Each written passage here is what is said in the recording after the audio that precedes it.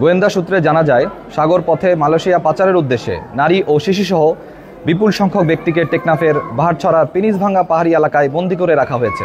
প্রাপ্ত তথ্যের ভিত্তিতে আজ 24 অক্টোবর 2025 তারিখ শুক্রবার মধ্যরাত 2টা হতে সকাল 7টা পর্যন্ত বাংলাদেশ কোস্টগার্ড উক্ত এলাকায় একটি বিশেষ অভিযান পরিচালনা করে।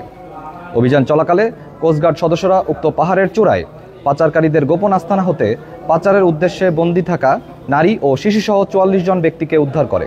উদ্ধারকারীদের জিজ্ঞাসাবাদে জানা যায়, কয়েকটি সংঘবদ্ধ পাচারকারী চক্র বিদেশে উচ্চ বেতনের চাকরি, সুবিধাজনক কর্মসংস্থান, উন্নত জীবনযাপনের স্বপ্ন, অল্প খরচে বিদেশ যাত্রা এবং বিনা অর্থে প্রেরণ করে পরবর্তীতে কর্মস্থলে কাজের মাধ্যমে খরচ পরিশোধের সুযোগের প্রলোভন দেখিয়ে টেকনাফ সহ দেশের বিভিন্ন এলাকা থেকে বাংলাদেশি ও রোহিঙ্গা নাগরিকদের মালয়েশিয়ায় গমনে উদ্বুদ্ধ করে টেকনাফের গহীন পাহাড়ে গোপন আস্তানায় জিম্মি করে রেখেছিল। পরবর্তীতে পাচারকারীরা তাদের সুবিধাজনক সময়ে মেরিন ড্রাইভ সংলগ্ন উপকূল হতে বোট যোগে মালয়েশিয়ায় পাচার করার পরিকল্পনা করেছে। তারা আরও জানায় যে পাচারকারীরা তাদের আটকে রেখে নির্যাতনের মাধ্যমে মুক্তিপণ আদায় করার চেষ্টা করছিল। অভিযান চলাকালীন কোস্টগার্ডের উপস্থিতি টের পেয়ে পাচারকারীরা পালিয়ে যাওয়ায় কাউকে আটক করা সম্ভব হয়নি। তাদের আটকের নিমিত্তে কোস্টগার্ড এর গোয়েন্দা নজরদারি ও অভিযান চলমান রয়েছে।